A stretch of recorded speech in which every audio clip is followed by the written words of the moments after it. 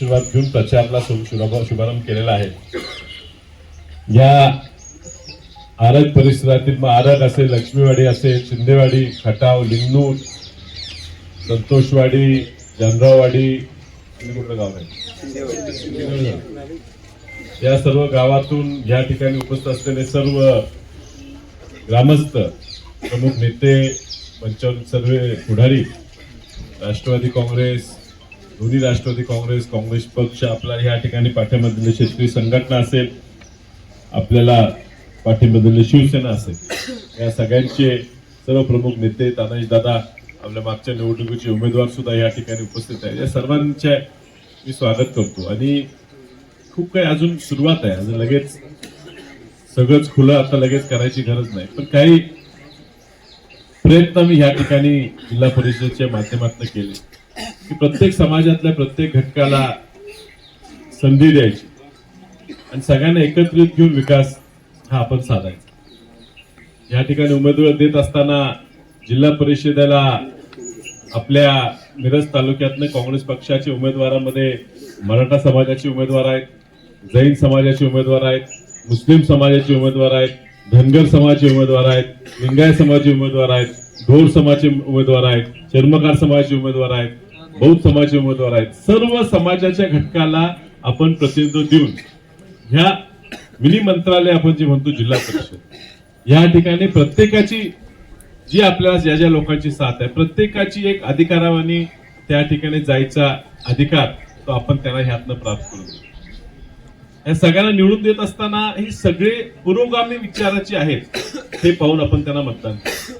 आपल्याकडे निवडणूक आली तर भाजपचं प्रथा आहे, निवडणूक आली तर त्यांना धर्म, जात हे सगळे आठवतात आणि आपल्याला सारखं सारखं तू ह्या जातीचा, तू ह्या धर्माचा, तू असं कर, तू तसं कर, हे आपल्याला सांगायचं प्रयत्न। आपण ह्या ठिकाणी ठाम राहायचं।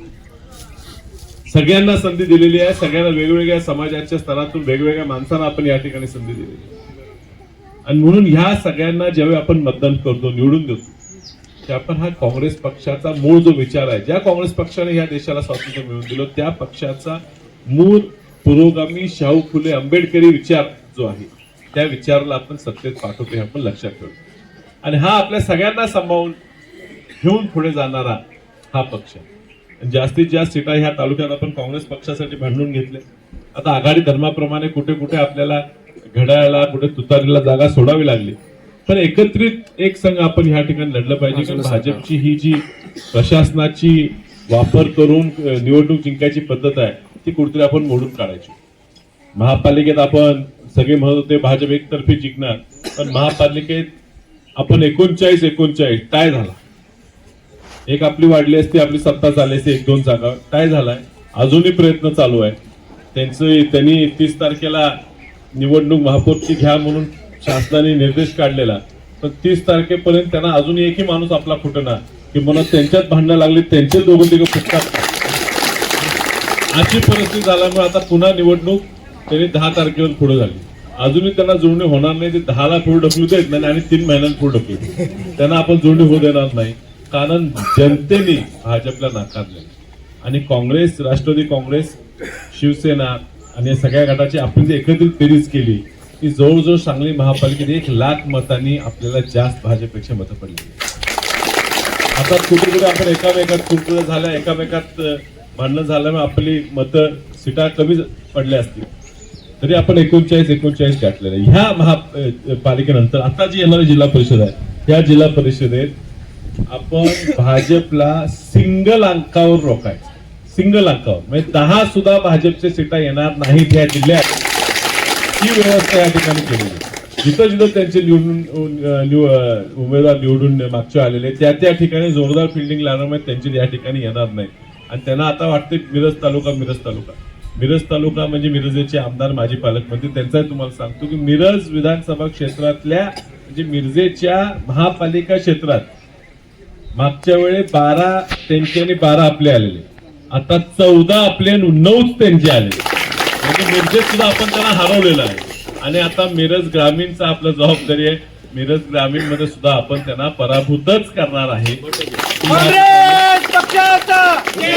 पूर्ण परिसरात एकही भाजपचं कमळ फुलता कामा नये याची जबाबदारी तुम्ही आम्ही सगळ्यांनी घ्यायची आहे. हा काँग्रेस पक्षाचा विचार हा पुढे न्यायचा आहे. अजून खूप भाषणं करायची आहेत, पण या ठिकाणी ज्या आपल्या उमेदवार आहेत प्राजक्ता प्रशांत चौगले, एक चांगल्या शिकलेली मुलगी या ठिकाणी आपण तिला उभं केलेलं आहे. त्याचबरोबर रावसाहेब पाटील यांच्या मिसेस विनाताई या सुद्धा आपण या ठिकाणी या पंचायत समिती उभं करतोय. आणि ह्याच तुमच्या 106 नंबर आरग पंचायत समितीतनं दीपक म्हणजे उर्फ आप्पासाहेब कावळे हे सुद्धा आपले ह्या ठिकाणी उभे. याच ठिकाणी आपण त्यांचा कार्यक्रम घेतला होता, तुम्ही जमलाच होता, तेव्हा हे ताकदीचे उमेदवार आपण या ठिकाणी दिले. त्या सगळ्यांना आपण निवडून द्यायचा. बेडगेसाठी उद्या परत कार्यक्रम घ्यायचाच आहे आणि त्या बेडगेचे उमेदवार त्या ठिकाणी सगळे उपस्थित राहून बेडगेचे लोक उपस्थित राहतील. पण आता आरगेच्या दृष्टीनं आपण सगळ्यांना ताकदीनं कामाला लागायचे उद्देश तुम्हाला आता या ठिकाणी निर्देश देतो. काही दिवसांनी पुन्हा एखाद्या जाहीर सभेत आरगेत आपण सगळेजण पुन्हा येऊन तुमच्या सगळ्यांची संवाद साधू.